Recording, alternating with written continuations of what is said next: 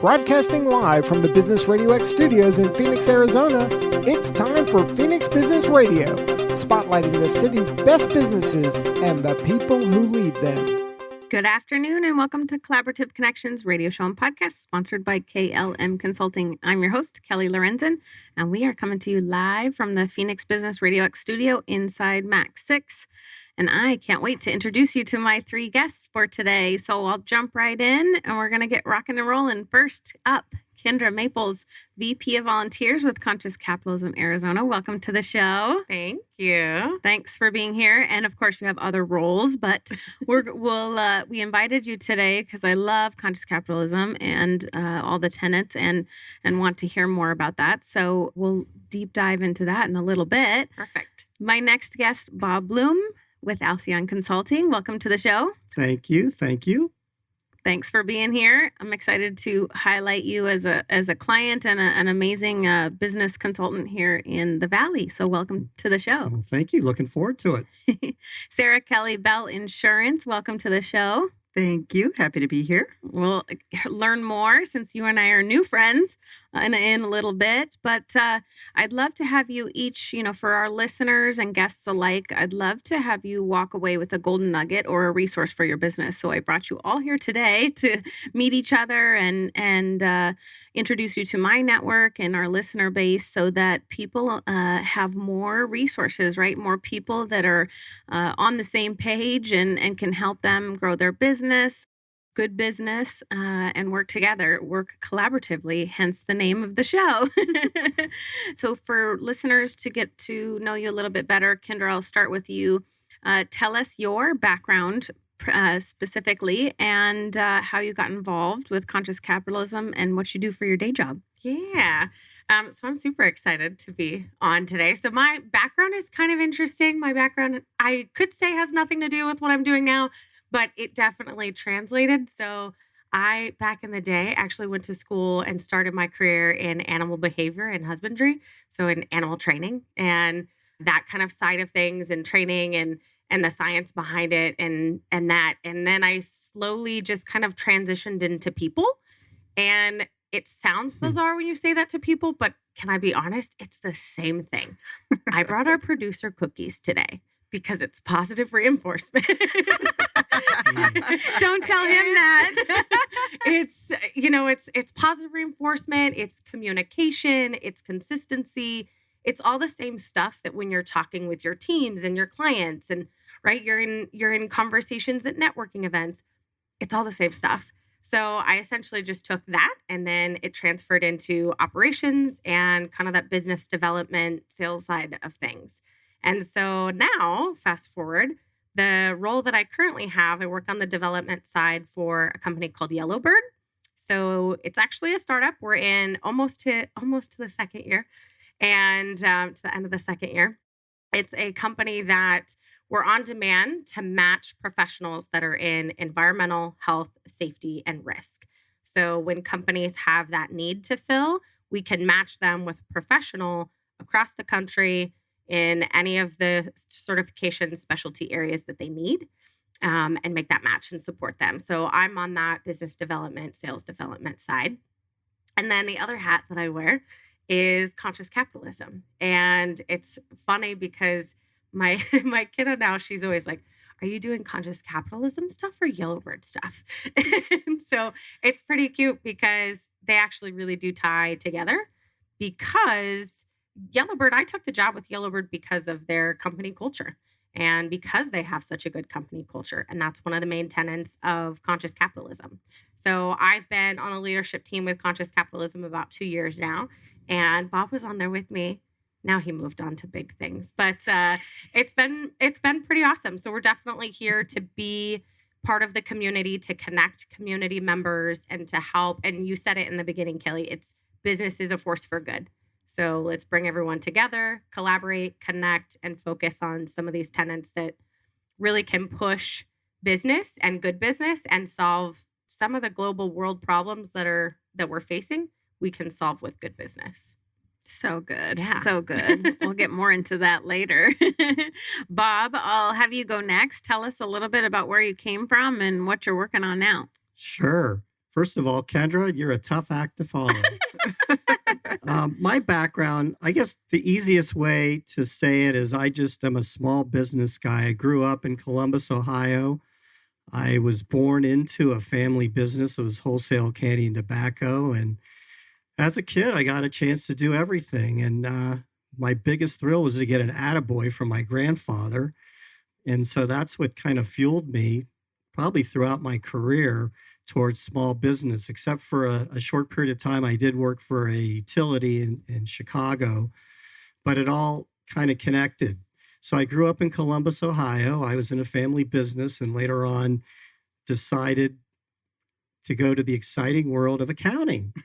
And actually, it's more exciting and more interesting than a lot of people think. And a great teacher that I had in high school got me excited about it, but that's what I pursued.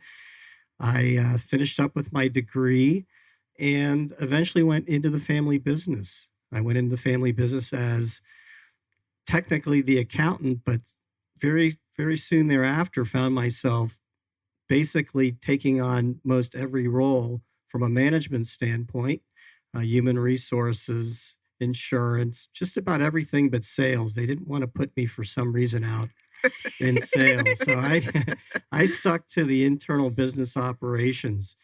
And later on, we sold that business, moved on to Chicago. I ended up going to work for a utility.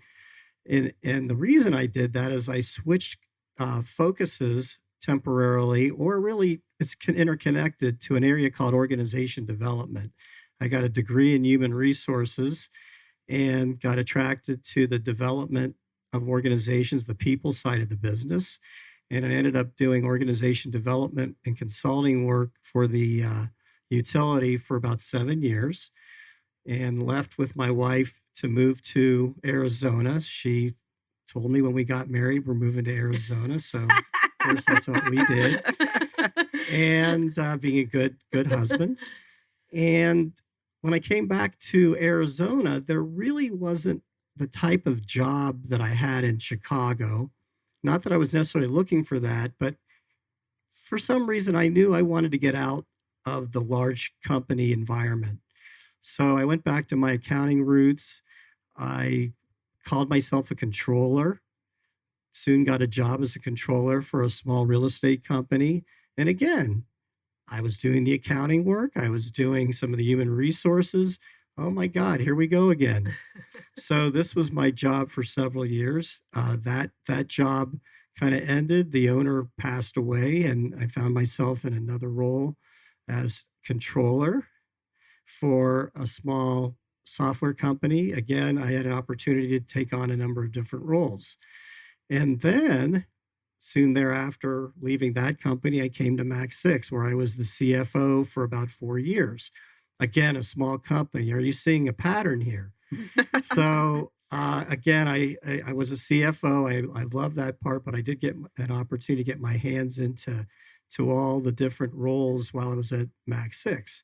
Time came for me to really think about the future, not necessarily retiring, but what I want to do with the rest of my working years, and had a great relationship with the owner of Max 6, and we talked about it and decided I was going to move on to consulting and start my own business, where my major client is Max 6. The name of the company is Alcyon Consulting, and I know we'll talk more about that, but it's a small business consulting focused on, guess what, small businesses and doing business and financial operations management as well as business consulting. So exciting. You wonder why we get along so well. You said small business how many times, Yeah, right? All right. You're up, Sarah. Give us where you came from and where you're at now. All right. Well, thank you very much for having me, Bob. I really appreciate the invitation. So my name is Sarah Kelly. I'm with Bell Insurance, and I got my start in the insurance world, believe it or not, in Chicago. My degree was in secondary education, human development, and social resources. I was all about the people, right? Psychology, sociology, people fascinate me. So I was looking for a job in HR. This is pre-internet, right? So it was mailing out the resumes, following up with phone calls, taking forever. So a friend of mine suggested I go to a temporary staffing agency. I was like, all right, I'll give it a try, something to do. My second assignment with them was with Zurich Insurance Company. I was like, I know nothing about this world of insurance, but we'll give it a shot. It was eye-opening to me. It was nothing, insurance was nothing that ever crossed my mind outside of like health insurance growing up, right? But then you think about it, all of these companies, they have to have it to function. So it was really fascinating. And for somebody who was, younger at that time with a little bit of career ADD, right? I got to learn about all these different industries and understand, how they function and the things that are really important to them. But I could help them all through this avenue of insurance. So it was fascinating. But then probably much like your wife, Bob, there, it was in Chicago, it's sleeting rain. My sister's living out here. I came to visit, and it was a very compelling argument that she made. Bad weather versus not so bad weather and much more favorable housing market at the time that I convinced the company I was working for to transfer me out here. So I had made the shift from Zurich Insurance Company on the carrier side to the brokerage side at that point, and shifting from representing the insurance carrier to the clients to representing the clients to the insurance marketplace, which was really the side of the equation that spoke to me the most. I really liked being the advocate for the companies that I worked with and going out and solving problems for them and bringing them solutions. It was just very, very rewarding to me. So it was with Marsh at the time. I transferred out here with them. It was just a very different world out here as well. But they are the largest brokerage in the world right now, actually. So I learned a ton there. And as anybody in insurance will tell you, like most people fall into this industry, right? It's not necessarily intentional, but it just captured my heart a little bit with all of, learning about the different industries and everything I'd mentioned before. I tried to get out for a hot second because I was on the service side. And unlike you, Bob, I was like, sales is where I belong, right? Like this I dotting and T crossing, I can do it if I have to. But what really gets me excited is that interacting with the clients face to face. So I got out of insurance for a hot second, got some sales experience, and then promptly came right back in. And it's been an interesting evolution, like within the insurance industry, especially in the last 4 or 5 years. There's been a lot of movement, acquisitions, and things like that. So I'm now with Bell Insurance, and their culture, you mentioned culture and all that. That is 100% the reason that I went there. The people and the culture is second to none. And we serve the businesses in Arizona, which is really nice. So it's small to mid-market companies, and I love being able to bring solutions to those businesses, especially the ones that are smaller and getting started, or those really comfortable businesses in that $0 to $50 million in revenue. I know that seems like a large range. In the insurance world, it's not that large. But being able to work with them and bring them solutions and help them grow and protect what they've worked so hard to build, right? So that's how I ended up here. I'm sure we'll talk about more of that later. That's exciting. and that rounds out the conversation, right? Right. All of it, right? Conscious capitalism, small business, doing good business, collaborating. Absolutely. We touched on a ton of topics already, so I'm going to ask each of you some questions based on those. But first, total random spinner. Your why. I've been doing a lot with conscious capitalism lately about higher purpose, learning all their tenets. I'm new-ish to conscious capitalism. I was just I don't even know the term, appointed to the recruited and then appointed to the leadership team of Conscious Capitalism Arizona, and just dove right in. Their tenants spoke to me as a small business owner, always growing up in a family business, always knowing that I wanted to make sure that small businesses thrive, grow and thrive, and which is why I love what I do now. And so it attracted me immediately. So we've been working on why and your higher purpose. So if each of you could tell us, you don't have to go too crazy into it if you don't want to, but when you think about your why, or you think about your higher purpose with your company or personally, why are we on this earth? Why are we doing what we're doing? Why are we attracted to others, in the same, want to do business with people that are like-minded, right? It probably has to do with our values or our higher purpose or our why. So I'm loving these conversations I'm getting to have lately around that. So I'm just going to throw it at you. I know I didn't prep you. So Kindra, you get to go first. Either, your why or your higher purpose for you personally or business. Tell us what it is and why. Yeah. I guess I'll kind of go in the personal direction because it ties in with my work side, right? So I mentioned conscious capitalism, and one of the tenets of conscious capitalism is culture. And that's why I took the job with Yellowbird, because of their culture. But I have another side project that I'm working on too that's based around culture. So my why is really based around that particular tenet of conscious capitalism, because I've been part of both sides, right? I've been part of companies that have had a great company culture, and I've been with ones that have not. I'm not going to call anyone out, but I feel like everyone's been in that same boat, right? We can all come around the topic and we can all go, yep, I've been part of one that had a good culture, and yep, I've been part of one that had a bad culture. And for me, that conversation happens too much. It happens too often. And, I've done a lot of research with culture and not just here in the States, but in other countries. And it's crazy. In Europe, good culture is just a common thing. Like taking care of your people and tying everything in together, still being able to take care of your stakeholders and your people and make profit. It's crazy because good culture is just part of what they do. And it's not really like that here.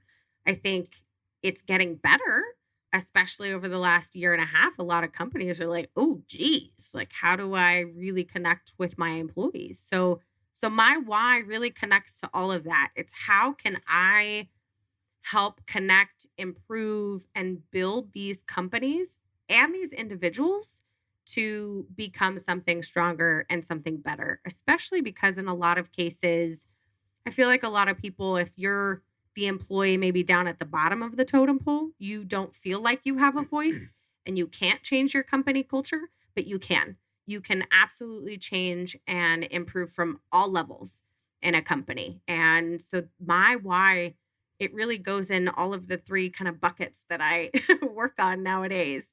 And it's really just trying to help people have that voice and have the tools to be able to improve. I just don't think it needs to be like the way it was back in the day where you had a crummy job because it put, money in the bank and it put food on the table.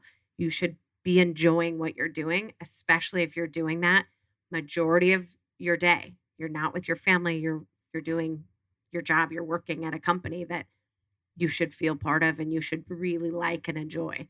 So that's kind of my my big picture why with all of these buckets that I'm working on. So good. It's a no wonder we like each other. Right? It's funny though, you talk about, from that perspective of not being at a company, of having both sides and that. I honestly have never had that. Only because I'm so glad. I know. I'm You're probably a So unicorn, glad. Yes. but mostly because I've been an entrepreneur 18 years, so I get to pick where I'm going to be. Nice. Right? But to be in full honesty, probably the first business I owned, I probably didn't do that. I was in my early 20s. Like I didn't know what that meant, making a good culture for everybody. So I've learned along the way that. To me, it was important, right? Yeah. My values were always there. I came from a family of entrepreneurs, also family business, so the value, so the why, right, is the keep building those small businesses. Come on, keep building. But I never thought of it like from the team perspective until second or third business, and I was like, oh, I guess we better, talk about internally, right? Yep. So it's interesting to hear, different people's perspectives, but you can, like you said, you could be anybody and change a culture, So I think that's really important. And you're highlighting it and making it a point to talk about it so that people feel accountable. In business, whether you own the business or whether you're an employee, you feel kind of like if you're kind of part of Conscious Capitalism Arizona, you're part of your Culture Crush podcast or you're part of your community, it's kind of like, oops, she's going to talk about culture. I better be on my toes. Right. Yeah. So, but it's like, okay, what can we all do together to like bring those conversations to the table so that it's necessary, so that eventually we'll end up maybe like maybe not, I'm not going to hold my breath, Right. but where we go, oh yeah, it's just common that everybody has a good culture in their workplace. And it's in all those conversations, like you said, like I'm glad that you haven't been part of a company that had a crummy culture, but you probably worked with clients that you could tell that they didn't have a great culture. And then it makes it hard for you as, somebody that they're going to for help with a specialty, or like right now with marketing, right? You're helping these companies with their marketing, but if the company as a whole is not strong, well, there's only so much that you as their marketing person can help put a Band-Aid over, right? Exactly. And then I back away slowly. Yeah. I mean, luckily as a business owner, you can go, yeah, that was fun, but I don't really agree with what's happening. And so I'm going to just back away. Right. Yeah. Or I purposely go after people that I want to work with because of their company culture, because of their why, because of the values that they stand for, But you're right. It's not it may not be a commonplace. And now hopefully we can make it more, forefront for sure. Yeah. Bob, on to you. You're in the hot seat now. It's interesting. You mentioned culture and what that brings into the conversation. And I was thinking about that as I was thinking about what am I going to say? I had written down so many things, but really, I loved what you said. And Kelly, you mentioned, there's certain companies that you might back away from because there's some red flags here. Things are not in place. How am I going to be able to make a difference? My passion is really born out of two things: small business. Did I mention small business? No, I don't think you did, Bob. Also, peace and calm. Peace and calm. And so what do those two have to do with one another? And for those three: peace, calm, business. But it's interesting. I grew up in the family business, but I was always the family peacemaker, always. And this is the case even in business. I would immediately sense where there was some of those issues going on that you might see when you're going into a business that isn't working out. And immediately it's uncomfortable. There's noise here. What can I do to make a difference? And a lot of times it came down to different perspectives. Maybe one person had this set of beliefs, this other person had this set of beliefs, but they overall were in agreement, but they needed to come to the table together. Culture kind of works as it's a common set of beliefs within an organization and people kind of falling underneath, but you need to have some way to have trust and connection to bring that together.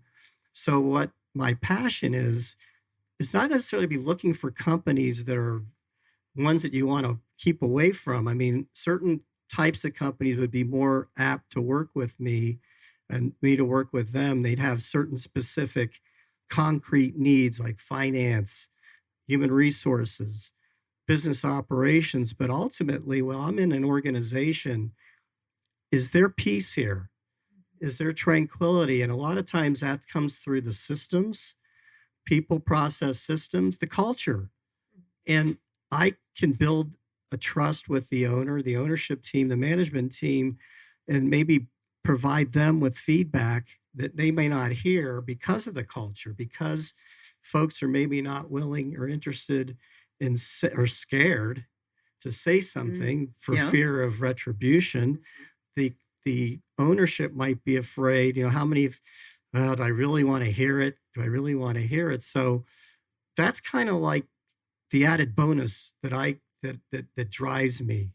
And I bring, in addition to the more concrete, tangible, small business operations, finance, accounting, human resources that I bring in. But you ask why, the why is to bring some sense of order, tranquility, and peace and prosperity to a small business. I love that. We That's all need a awesome. little calm in our world, don't we? Amen. Doesn't that tie in with the name of your company? Well, thank you for. I feel like this ties, right? So Go right into Thank that. you. Why don't you just answer that question while we're at it? First of all, I want to give a shout out to Kelly. She's been amazing. I've been working with Kelly for now, how long? A month, 2 months, 3 months, working on a web page, working on a logo and so forth. But prior to working with Kelly, I did work with Mike Jones of Resound to kind of flush out some initial branding thoughts. And one of the things that kept hitting me is I tranquility, calm, peace, prosperity. And I started Googling it. And Mike was working with me. And then I came up to a word called Alcyon, actually. Alcyon. What does Alcyon mean? Peace, prosperity. And I started looking into it a little bit more and found out that Alcyon comes from a Latin derivative, Alcyon. It's from Greek mythology. And I wrote down, it came from Ovid's Metamorphosis, which was a set of stories in Greek mythology. And not to go into long detail, it's centered around two people that were in true love who went off to sea, and the woman didn't want the man to go, was fearful, but he came back basically lifeless and limp, and the father of the woman turned them into kingfishers, and they flew off and they created this halcyon days by tranquiling the oceans, because he died over the rough oceans, created tranquility to what's now called Halcyon Days, which stands for a time of peace and prosperity. And I thought, oh my God, this is it. So that's where it came from. So there you go. Awesome. That's the name was born. And then we did the logo and the business cards and the website, and he is ready to rock and roll. I know. Well, you talked about culture and you talked about the why and doing business. It's one of my favorite things about working with clients is they come from a maybe not so good, corporate world, and they get out on their own, or they, come from another business and they're like, I think I want to try this passion, or I have this, purpose that I want to do. It's my favorite thing to see that develop and go, this is why you're doing what you're doing, right? This is your higher purpose. And what a cool thing it is to see that evolution of getting to do that together. So I've had a lot of fun seeing that come to fruition. It's been tremendous. I started thinking, well, I could do this webpage. How hard can that be? I'll just go get a GoDaddy account and just follow this. And nothing was happening. And what started off as an exercise to create a web page was a full process to really take it much farther beyond a web page into a discovery process. And Kelly really helped facilitate that and really help evolve things to where, wow, this is what I want to do. An actual business. My favorite, right? Growing and thriving new small businesses. Gotta love it. All right, Sarah, you're up. Tell us your why, your higher purpose, one or the other, both. I absolutely love helping my clients solve problems, right? I won't say nobody, but most people, when you say the word insurance, they kindly look away and get away from you as fast as possible, right? In their minds, we're all used car salespersons. We're all, we're we're just another expense, and it's something that they all are really frustrated to have to deal with in the first place, right? And I love changing that experience for them and solving those problems and helping them understand that they really have more control and, to see the benefit of it. And I will tell you, talking about culture, I have never worked for an organization like Bell in my life. They get culture to a T. Yes, you would love them. So exciting. I know. She's like, okay, when are we going to be on my show? Yes, I'm telling you need to reach out to Kyle Kennedy, president of Bell Bank here in Arizona. He understands it. He gets it. And they rabidly, aggressively protect our culture. And above any skill set, you might be the greatest insurance professional, banking professional, wealth professional on the planet. If you are not a cultural fit, it's not happening. And every day, it's funny, we are growing like crazy. So new hires will come in, and the thing everybody tells them is, it really and truly is this as good as you think it is. And it's not like the honeymoon phase. Like 6 months from now, you're gonna be like, oh my gosh, they weren't kidding. Like, this is really as awesome a place to work as they told me it was going to be. But for me, I've worked for some of the largest organizations in the world, right? And, they have inarguably strong cultures as well. And I think as you get that big, it's a little bit more difficult to hold on to that, I think. And as I've gotten older, and like you said, start to become more aware of what really matters to you and what's important to you, working for an organization that shared those same core beliefs was really important to me. And probably the biggest thing that drew me to Bell Bank was they have this pay it forward, right? Every employee is allocated a certain amount of money every single year that they can donate to whatever cause is important to them. It can be a nonprofit, it can be a neighbor in need. It can't be your immediate family, right? It's not like here's some money for you to just line your pockets with, but I have coworkers who had neighbors with special needs children that couldn't afford to put in a wheelchair ramp. Here's a bunch of money for that, right? Other colleagues that have nonprofits or passions that are really important to them that we can also contribute to. So it's just to work for a company that believes so strongly in that they earmark millions of dollars to give to their employees to go out into their communities and do good is unreal. And their other tagline is happy employees, happy customers. And it is 100% true. They take great care of their employees, and it translates into this culture that, and I think even Bob will admit it, you can feel it when you walk in. What that means for us internally as employees, everybody goes above and beyond to help each other.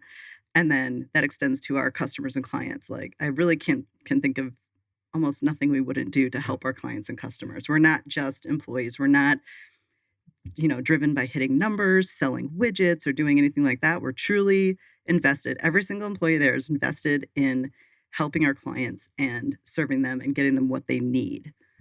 So nice to hear that a bigger business, right, gets that and can have that, and you can be aligned so perfectly, right? Oh, it's really and truly, it's magical. Like, it is unlike anything I've ever experienced. I wake up excited to go to work. I can't wait to see my coworkers, right? I can't wait to get, to go interact with our clients. And that's the other thing too, Bobby, you were mentioning too. It's not like you're looking for clients that you don't want to work with, but I think the clients that are drawn to that make work so pleasant, right? Especially, in the insurance world, depending on the size of the company. There are clients I talk to every single day, right? Which most people like to set it and forget it with their insurance. But there's things that happen in businesses every day. You have to have those conversations. And if that's where you're spending the bulk of your time, right? And you're interacting with these people on a daily basis, like, you want that to be positive and something that fills your soul instead of just sucks the life out of you, right?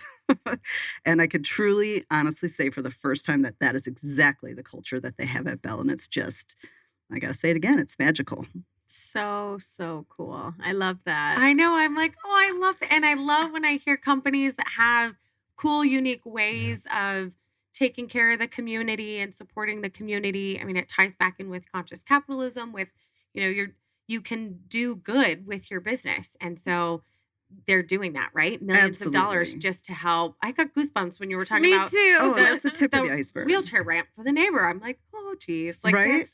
That's how we do this. Exactly. Another colleague had, because you can create a pool, right? So you can donate some of what's allotted to each employee, so we can all chip in and give a certain amount, right? Another colleague of mine helped coordinate the employees, and we were able to buy a van for a nonprofit that helps women and children escape abusive situations, right? Like, oh my gosh. I mean, all of the stories, seriously, like, they make you cry, and they give me goosebumps every time. Like, just to be able, like you said, to be able to be a part of that, in addition to what your regular job is right? Awesome. Oh my gosh. I'd like to kind of throw in a couple comments towards Sarah that, there's a reason why you're here today. Kelly asked me to bring a favorite, could be a client, could be a vendor, and I immediately thought of Sarah. Oh, thank you. And you can tell with her personality, she's probably a lot of fun to work with. And I got the opportunity to start working with her when I was with a different company, and she was with a different company. She was with one of those large companies with a culture And Sarah was wonderful to work with, but she was, I could tell, somewhat limited into what she could and could not do. In fact, at some point, the account was taken away from her and moved to a central team that could more efficiently work with smaller businesses. Like, what is that all about? Man. Yeah. So Sarah and I kept in touch over the years, and my capacity at Max 6 and then Alcyon Consulting, Max 6 really needed to take a look at their insurance. They needed a new broker. I was very frustrated with the broker that was currently working with Max 6. And I had started talking to Sarah right around the time she started with the company. I'll tell you, it was the same Sarah, but on steroids. So excited. Culture steroids. And Right. as In a we good went way. through the process, it wasn't necessarily, the personality was great, but what she could do for us and the resources she had and the way that decisions could be made was just tremendous. And I did get the opportunity to go to her office. And one of the things that I noticed was on a big table, they had a puzzle, a jigsaw puzzle. I guess people can take time off. And I thought, where have I seen something like that? And if any of you that are in the listening audience have been to Max 6, there is a table with a big puzzle. And I think it says a lot about the culture because people stop what they're doing. It's not just about nose of the grindstone. Hey, I'm going to play around with the jigsaw puzzle. And it just really resonated with me. And then I got a chance to meet, I guess, the head of the operation there. And I was just really impressed. He was espousing everything that you were saying. So I'm so happy for you, Sarah. Thank you. I know you've had other companies that, while you're still able to do a good job, it was not an easy environment to do it in. Exactly. It's nice to be surrounded by and what you felt goes beyond, like everybody exudes that, right? That friendliness, that go above and beyond for you. And it's so nice to be surrounded by people with those same set of core values, right? It makes such a difference. And especially when you're working for somebody, right? Like on my side, like I just make that happen, right? I'm like, I'm going to be part of Max 6. I'm going to be a part of Local First. I'm going to be a part of Tempe Chamber, Conscious Capitalism now, because I can choose that, right? But to be able to work for a company that does that, like, oh my gosh, I always say I want to be a philanthropist when I grow up. So to hear that you like get to give away free money, I'm like, oh, can I have some of that to give away? Yeah, that's really nice to hear, right? Kindra, I know you've heard both sides, on your podcast is like, there's some that are just not good. But to hear a local company, right? A bigger company. I mean, how big are you guys? We are, well, I guess from a banking perspective, because we are bank owned, I think we are hovering right around 10 billion in assets now. And I think that's the measurement for banks. So a large, small bank. We're still privately owned. I want to say we just got 5th place of best places to work this year. I think that just happened this week, right? It was the first year we applied and we got 5th place, which was great. And I think last year they got number 2 in the world for best places to work. There's some other. Wow. Yeah, I just heard that. Way cool. The culture is very strong, headquartered in North Dakota. So we're in North Dakota, Minnesota, Arizona. We have mortgage folks all over the country, and we're just growing by leaps and bounds. So, and it's really nice to see, again, how protective they are of that culture and to watch it unfold and that piece stay so strong and just continue to really set us apart. It's very special. Oh, that's nice. All right, we're going to change gears a little bit here. So from each of your perspectives in business, I'd love to hear what's the favorite, right? What's your favorite, like who should be attracted to conscious capitalism, or what's your favorite, member or sponsor or, client or type of client? Like who do we get excited about that wants to be a part of conscious capitalism? Who do we, who do you get excited to work with as a client? So I'll start with you, Kindra.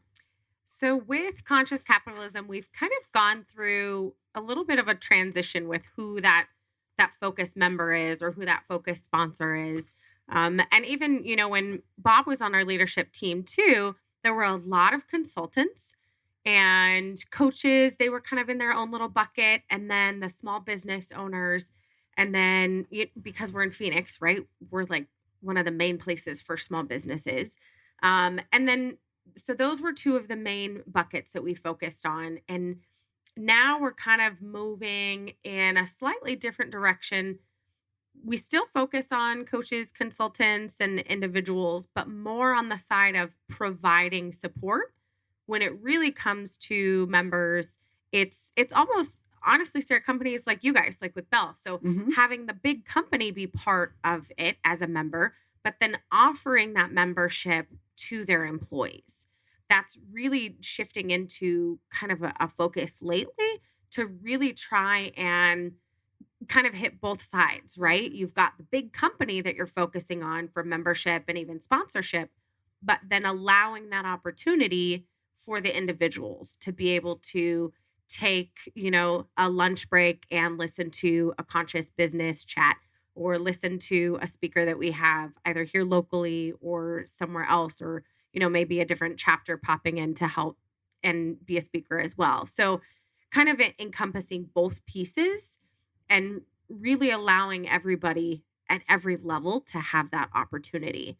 With conscious capitalism, when I got involved, I was working for a company that it was very interesting. I realized that the company wasn't fitting with conscious capitalism, but I, as an individual, fit with conscious capitalism. And so it was kind of like, well, I want to be part of it, but maybe not my business. But we're kind of trying to focus on both of those sides, right?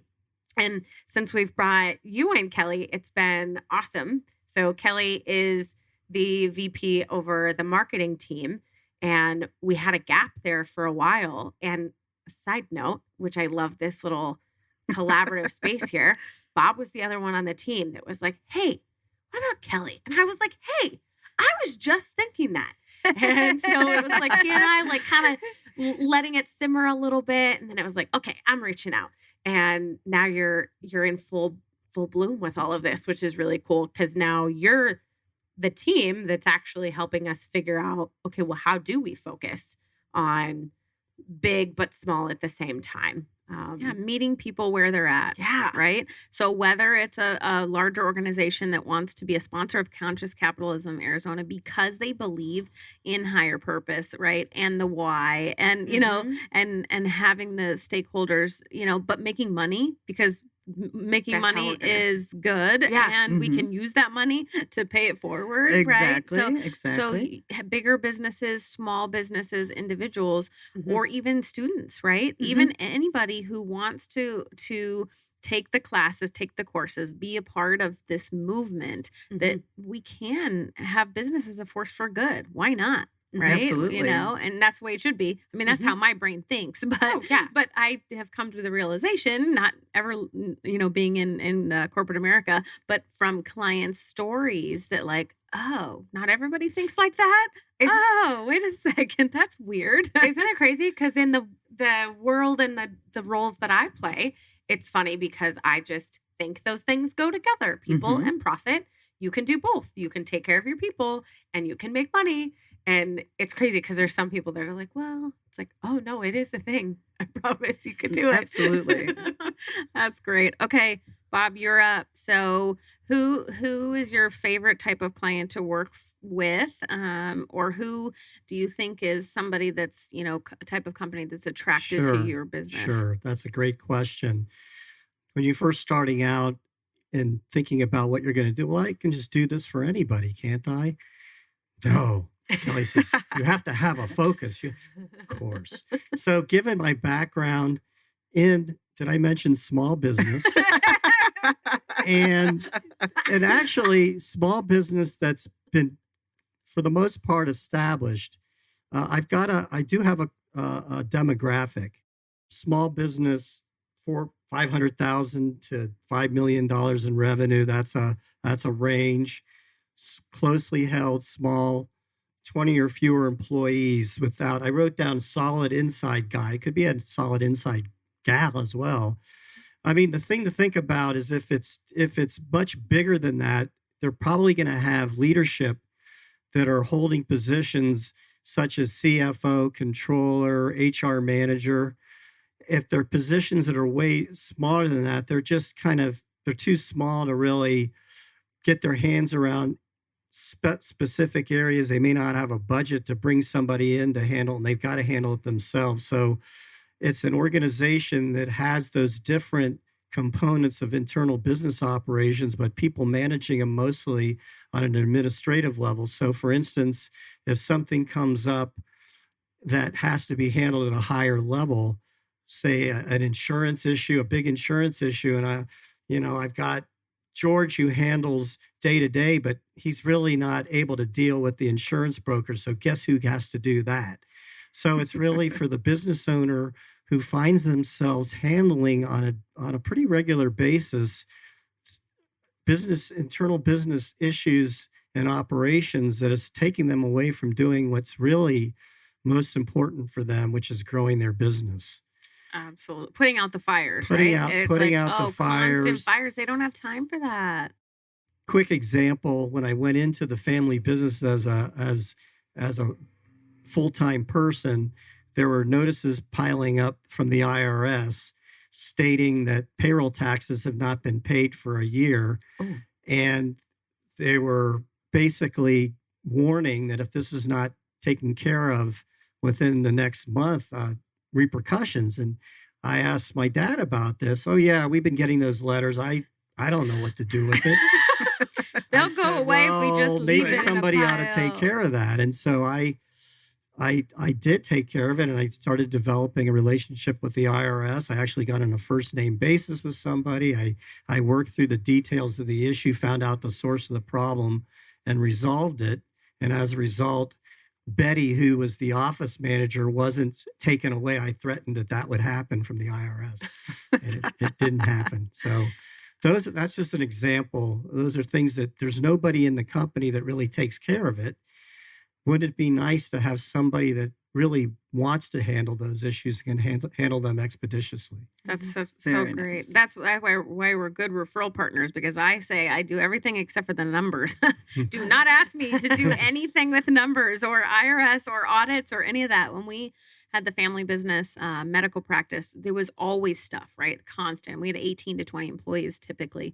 And there would be something always, right? An audit or, something from the insurance or the IRS. And like, who? We'd all like the same with you said about Right. insurance, bro. Insurance, when you say you're an insurance, same thing when like something would come like that, we all turn our heads like, Right, don't put that on my plate. That's I don't someone have else's responsibility. I don't have time for that. And we would have loved to have somebody like Bob, if I would have known you back then, right? And said, hey, let's just bring him in on a project basis. Like, please come and do this so that we don't have to worry about it. But it's going to get done because you're so detail oriented with all your notes. It's going to get done. I mean, it's nice to have that, right? It's nice to have that when you need it. It's the same thing with me. I say, I just meet people where they're at. Same, is like whenever you need me, and then you call me in 6 months from now when you need me again. Mm-hmm. It's just nice to fill those holes or fill the gaps Yeah. or take something off your plate Mhm. just for a slight breath, so you can take a deep Mhm. breath, and then you can go back to your day job or go back to growing and building your business. It's really, really nice. Good. Okay, Sarah, you're up. All right. For me, it's so nice to be with an organization where I don't have any thresholds I have to adhere to. So at other organizations I've been with, we could only work on businesses of a certain size. And Arizona, I think, is unique. And we have so many small businesses, right? And this is such a great place for that. So to be able to serve those companies is really special to me. And when I say small to mid-sized businesses, 0 to 250 million, right? Which I know, again, seems like a really broad swath. But as you mentioned, Bob, when they start to get larger, they have deeper needs. They have more people on staff to take care of a lot of things. So our wheelhouse is, again, that person you're going to have that closer relationship with. You really develop that teamwork, and I can take care of those problems that they don't want to have to deal with. So especially in the last year and a half, some businesses have really exploded during this time, and others have severely contracted. And, I'm hearing story after story of things not being communicated to business owners. So for me, it's somebody that's either had seen their business blow up in the last year and a half in a good way, or has experienced a lot of contraction and are just frustrated that they're not being communicated with.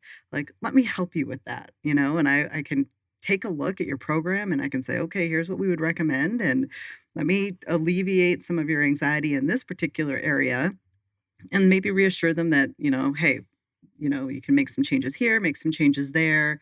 Again, drive more of that revenue to your bottom line so you can do what you need to do, which is grow your business, right? Have Bob do your numbers, and we'll make sure that everything you're working so hard to grow is protected.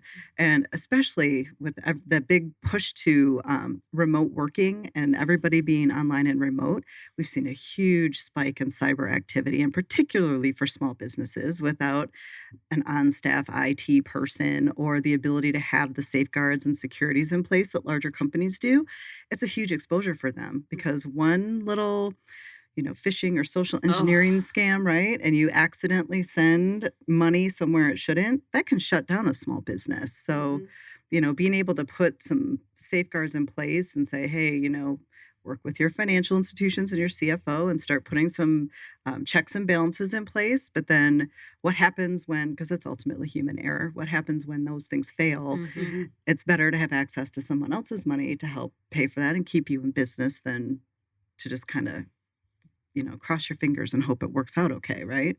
So it's being able to solve those kinds of problems for small businesses that really gets me excited. So those cool. are the people I love. So cool. Well, can you believe it? We've been talking for almost an hour. It goes by so fast, so fast. All right. So last couple things. An aha moment.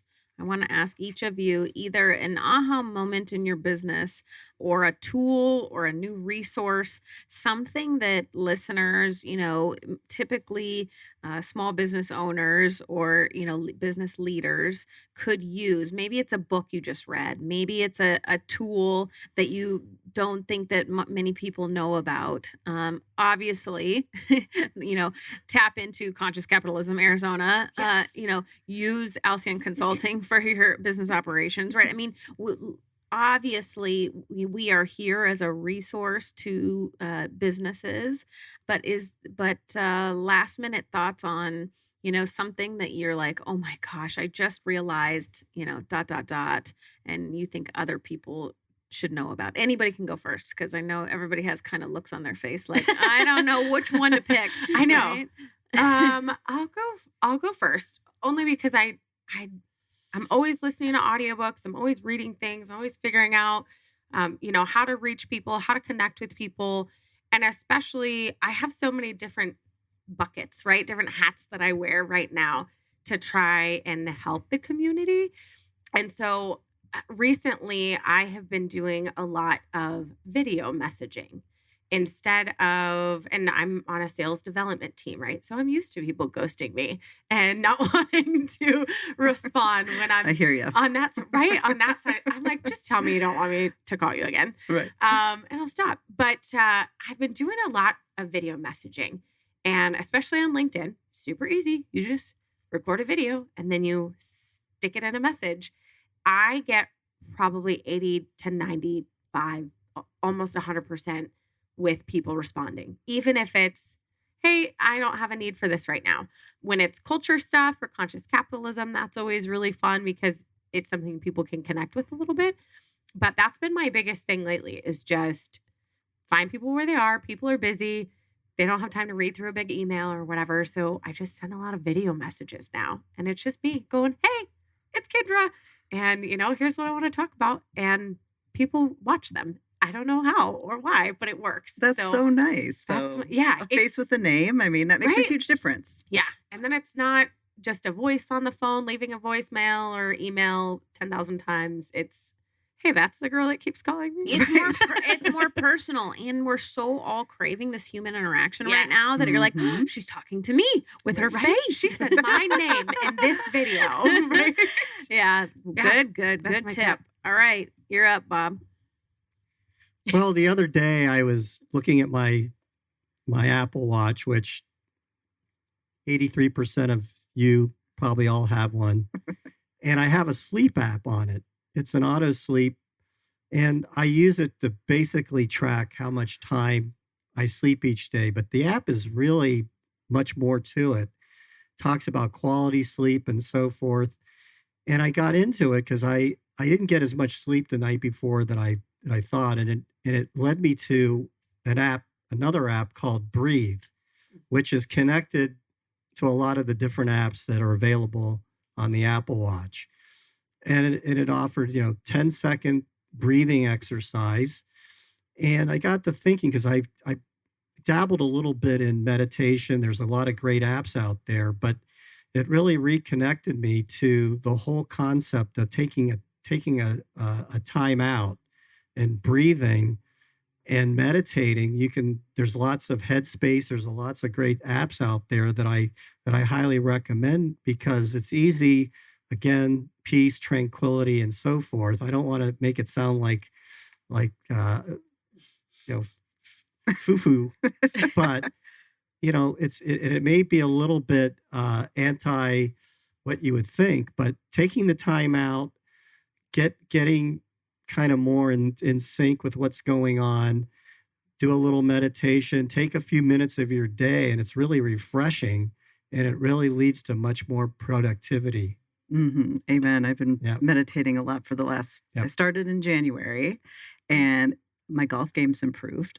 But I find even at work, instead of being so reactive, you can respond from a much calmer, more rational place. So I think that's really exciting. And even though you are the one talking about peace and tranquility, you are definitely still the numbers guy, because did you hear he said 83%, right? But when I gave my, I said 80, 90, practically 100. I wouldn't even have used numbers, so you're at least ahead of me. Right? 83%. Oh, it's probably right. Sarah, what about you? Any tool, tip, or aha moment in your business? I will say, and only because the last few weeks have been very focused on this in the office, is especially for small businesses, take a look at your insurance programs. Make sure you have some sort of cyber coverage in there, cyber liability coverage. It's such an issue. And, you all have these businesses you're so passionate about and you're investing so much time and energy in, and it's a vulnerability. So take a look, have your agent review it, explain to you what you have or don't have,